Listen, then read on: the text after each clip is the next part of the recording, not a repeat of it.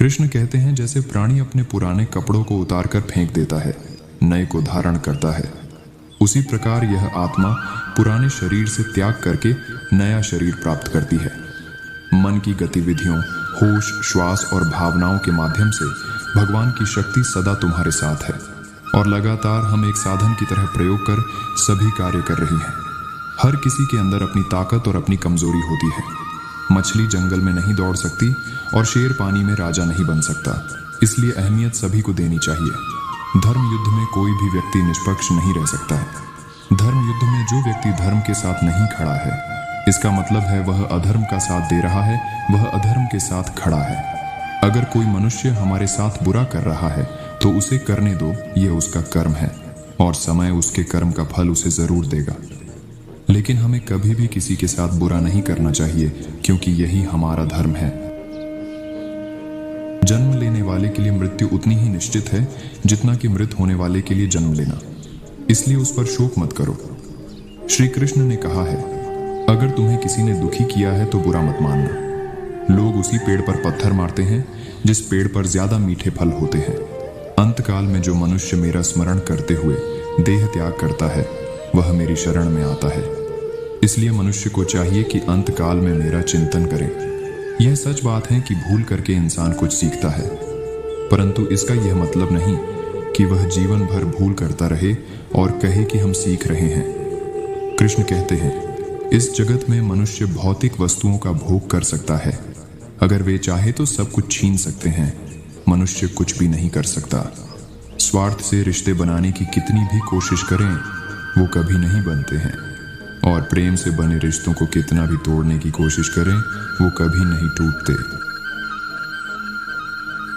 भगवान श्री कृष्ण कहते हैं कि हे अर्जुन, मैं भूत, वर्तमान और भविष्य के सभी प्राणियों को जानता हूं, किंतु वास्तविकता में कोई मुझे नहीं जानता। जो सभी इच्छाएं त्याग देता है, मैं और मेरा की लालसा तथा भावना से मुक्त हो जाता है, उसे शांति प्राप्त होती है। हमेशा छोटी छोटी गलतियों से बचने की कोशिश किया करो, क्योंकि इंसान पहाड़ों से नहीं पत्थरों से ठोकर खाता है।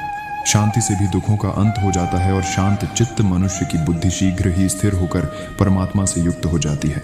अपनी पीड़ा के लिए संसार को दोष मत दो, अपने मन को समझाओ, तुम्हारे मन का परिवर्तन ही तुम्हारे दुखों का अंत है। श्री कृष्ण कहते हैं, एक बार माफ करके अच्छे बन जाओ, पर दोबारा उसी इंसान पर भरोसा करके बेवकूफ कभी न बनो।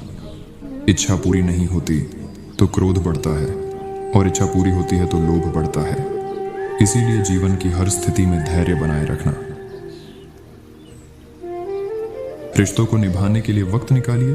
कहीं ऐसा ना हो जब आपके पास वक्त हो तो रिश्ता ही ना बचे। जीवन में आधे दुख इस वजह से आते हैं क्योंकि हमने उनसे आशाएं रखी जिनसे हमें नहीं रखनी चाहिए थी। जीवन में समय चाहे जैसा भी हो, परिवार के साथ रहो। सुख हो तो बढ़ जाता है और दुख हो तो बढ़ जाता है। अपने जीवन में कभी भी ना किसी को आनंद में वचन दे, न क्रोध में उत्तर दे और ना ही दुख में कभी निर्णय ले। मैं ही इस सृष्टि की रचना करता हूँ, मैं ही इसका पालन पोषण करता हूँ और मैं ही इस सृष्टि का विनाश करता हूँ। अमीर बनने के लिए एक एक क्षण संग्रह करना पड़ता है, किंतु अमर बनने के लिए एक एक कण बांटना पड़ता है। जिंदगी में सब कुछ खत्म होने जैसा कुछ भी नहीं होता। हमेशा एक नई शुरुआत हमारा इंतजार कर रही होती है। बड़प्पन वह गुण है जो पद से नहीं, संस्कारों से प्राप्त होता है। व्यक्ति या जीव का कर्म ही उसके भाग्य का निर्माण करता है। वर्तमान परिस्थिति में जो तुम्हारा कर्तव्य है, वही तुम्हारा धर्म है। इस संसार में कुछ भी स्थायी नहीं है। संतुष्ट मन इस विश्व का सबसे बड़ा धन है।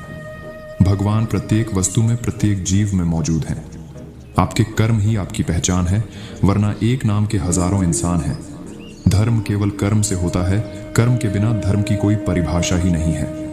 अहंकार करने पर इंसान की प्रतिष्ठा, वंश, वैभव तीनों ही समाप्त हो जाते हैं। जीवन में कभी भी किसी से अपनी तुलना मत कीजिए। आप जैसे हैं सर्वश्रेष्ठ हैं। बुरे कर्म करने नहीं पड़ते हो जाते हैं और अच्छे कर्म होते नहीं करने पड़ते हैं। स्वार्थ संसार का एक ऐसा कुआं है जिसमें गिरकर निकल पाना बड़ा कठिन होता है।